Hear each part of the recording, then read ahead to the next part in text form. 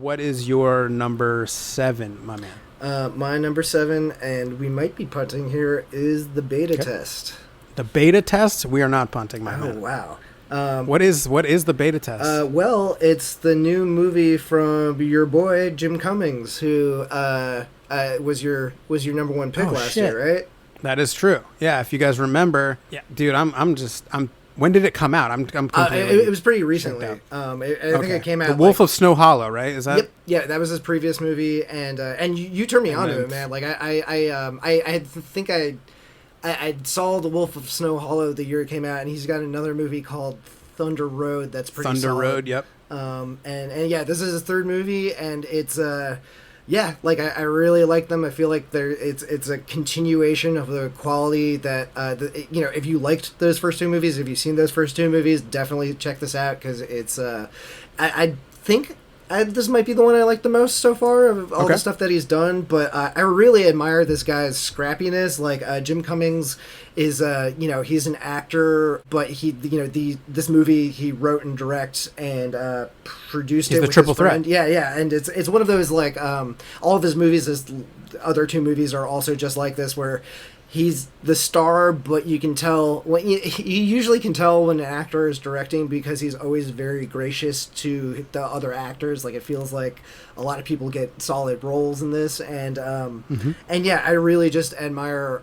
He's like one of the few guys out there now that really seems like you can tell he's making do with a lot. Like what he has around him to make a pretty solid movie. So this is set in LA. I think they said they made this movie for like almost nothing, like $200,000, $250,000, shot over 17 days, and it looks pretty nice. Like you'd think it would be like a $5 million movie, 10 or something like that, because it's basically set all around LA. And this is kind of interesting too, because this is his last two movies. Jim Cummings played a cop, and in this one he plays an agent, a Hollywood agent, and it's very much set in the post-Weinstein Me Too world. So it's interesting, and it's just delicious because also every movie it seems like Jim Cummings plays a different variation of the same type of character, where it's a guy who's just coming apart at the seams, but like he's trying to hold it together, and that tension is just fucking delicious. Like this is the first one. I guess he kind of did it before, but I didn't realize like his style.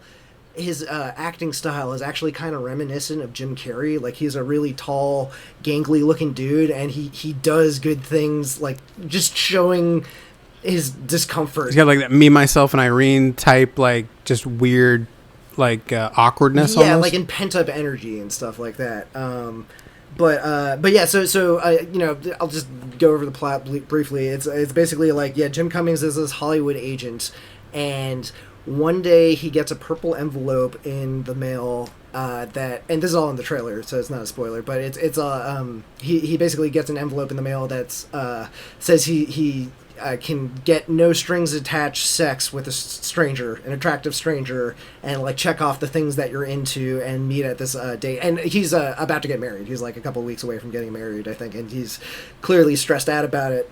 And he's got a big deal that he's trying to close with an agent, and he's probably focusing more on that than his marriage than he should. And then he gets involved in this the situation in the hotel room, and then it seems I probably will stop there, but basically things start coming back to bite him.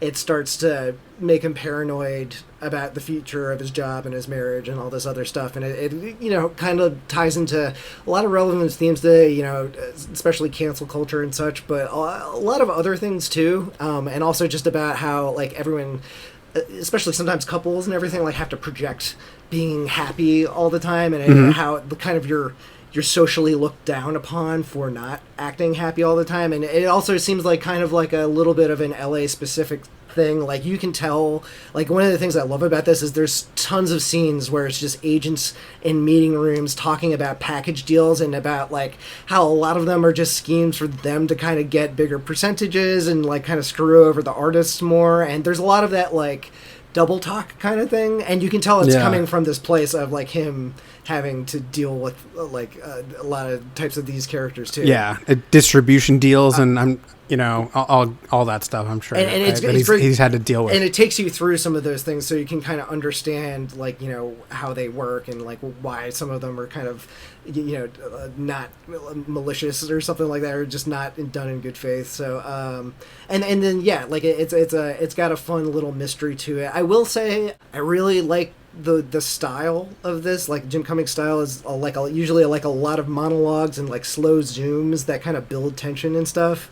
Though there are a few times, like there's kind of like a thing towards the end where you know, certain couple of scenes where they're important scenes because it kind of is supposed to explain a lot, but the editing style of it actually kind of was a little bit confusing to the point where I kind of had to look up what actually happened.